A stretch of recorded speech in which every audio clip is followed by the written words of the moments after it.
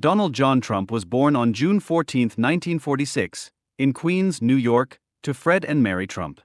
He was the fourth child in the family and grew up in a wealthy environment, where his father, Fred Trump, already had a successful construction business. Donald showed stubbornness and ambition from an early age. According to his brother Robert Trump, he always wanted to be number one and did not accept defeat. Raised in a large house in the Jamaica Estates neighborhood, Trump grew up with strict discipline, which was instilled in him by his father. His mother recalled, Donald was always a restless boy who was difficult to control. His father was a successful developer who specialized in building middle-class housing. As a child, Donald studied at the prestigious private school Q Forest School, but due to poor academic performance and discipline problems, his father sent him to the New York Military Academy at the age of 13. There, he not only continued his studies, but also actively participated in sports, especially baseball, where he even received the status of team captain. After the academy, Trump entered Fordham University, but after 2 years transferred to the Wharton School of Business at the University of Pennsylvania. Although he himself later called himself one of the best students, classmates recalled that his academic achievements were modest, and he was not distinguished by special knowledge in economics. In 1971, Donald Trump took over the management of the company Elizabeth Trump Son, founded by his grandfather, which he soon renamed the Trump Organization. The first major projects were the renovation of the Commodore Hotel in New York and the construction of Trump Tower, an elite skyscraper on Fifth Avenue that became a symbol of his empire. In 1973, Trump's company found itself at the center of a scandal. The U.S. Department of Justice accused it of discriminating against African Americans because they were often denied housing. Trump denied the charges, but the case was resolved through a settlement without a formal admission of guilt. Over the following decades, Trump built several iconic structures, including Trump Plaza, Trump World Tower, and the famous casinos in Atlantic City. However, his business empire experienced serious financial crises. Trump companies declared bankruptcy several times, including Trump Taj Mahal, 1991, Trump Plaza, 1992, and Trump Hotels Casino Resorts, 2004. Despite Trump's public statements that he had no ties to Russia, numerous investigations have revealed close contacts of his business with people from Eastern Europe. One of the most famous of these individuals was David Bogatin, a Russian businessman who in the 1980s bought 5 luxury apartments in Trump Tower for millions of dollars. It later became known that he had connections with the Russian mafia and was involved in money laundering. In addition, Financial Times journalists found that almost half of the most expensive apartments in Trump Tower were sold to immigrants from Eastern Europe with a dubious reputation. Some of these transactions raised suspicions of money laundering.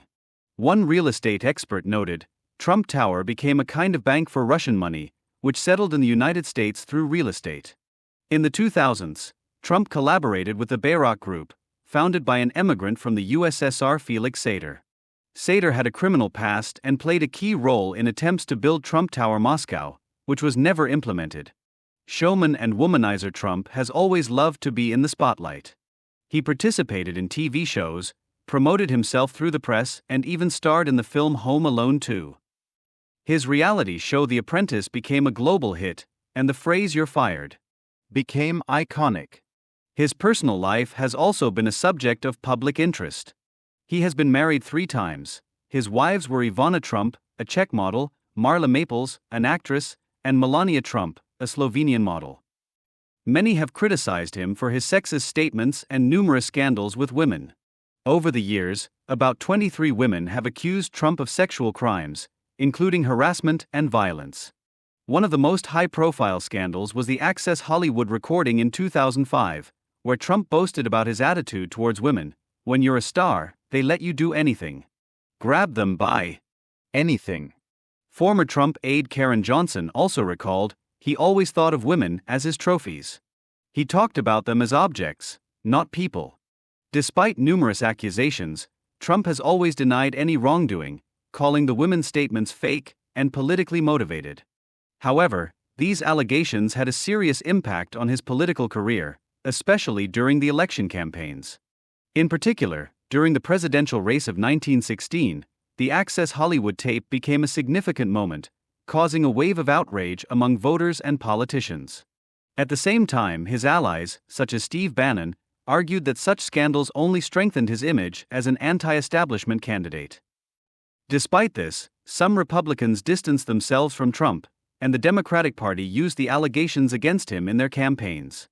Donald Trump began his political career in 2015, when he announced his decision to run for President of the United States. As a businessman and television host, he is known for his image as an outsider candidate who does not belong to the political elite, which helped him gain great popularity among voters who were dissatisfied with traditional politicians. Trump became a prominent figure in American politics due to his populist rhetoric, which often included criticism of elites, government institutions, and traditional political structures. His communication style was frank and often provocative, which attracted people seeking change. "I'm not a politician. I'm not from Washington. I don't work for you, I work for America," Trump said in one of his early campaign speeches. Trump has used social media, including Twitter, to communicate directly with the public, sometimes bypassing traditional media outlets. He has become known for his unpredictable communication style. "We're going to win so much, you won't believe how much we're going to win," he often told his supporters. This became his campaign slogan, drawing attention and mobilizing people who were tired of political promises that were not kept. One of Trump's major achievements during his presidency was the introduction of sweeping tax reforms, which he said would stimulate the economy and create new jobs. "We made America great again. I didn't promise, I delivered," Trump said when he signed the tax reform bill. His administration has also worked hard to roll back regulations that Trump believes hinder business. However, his political career has not been without scandals. During Trump's presidency, there has been much controversy and criticism over his attitude towards race, immigration policy, and the way he has held high positions in government. One of the biggest tests for Trump was the impeachment trial initiated in 2019. During the trial, he stated, "This is a hoax. I did nothing wrong. This is just another witch hunt." Although Trump was acquitted by the Senate, the incident left a deep mark on his presidency. His entourage has also repeatedly supported his style and rhetoric. Trump's former advisor, Steve Bannon, has emphasized the importance of populist rhetoric. "This is not just a Trump campaign. This is a revolution that will change America forever." Many of his supporters saw Trump as a man who stood up for ordinary Americans and exposed the hypocrisy of the elites. Despite the controversies, Trump has remained popular with a segment of the population, particularly conservative voters, who admire his straightforward approach and promises to restore America's greatness. As he himself put it, "We will make America great again." His populist rhetoric has continued to influence the political landscape of the United States beyond his presidency, as Trump continues to actively participate in political debates and remains one of the most influential figures in American politics. Donald Trump's relationship with Ukraine has become a real political explosion, full of scandals and intrigues. It all started with Burisma, when it became known that Joe Biden's son, Hunter, served on the board of directors of this Ukrainian energy company. Trump immediately used this as a pretext to pressure Ukraine. "I want you to investigate corruption in Ukraine and in Burisma," he told Volodymyr Zelensky in a phone call in 2019. These words became the basis for the start of the impeachment process. The House of Representatives accused Trump of abuse of power, as he allegedly demanded that Ukraine open an investigation into Biden, promising military aid in exchange. "I did nothing wrong.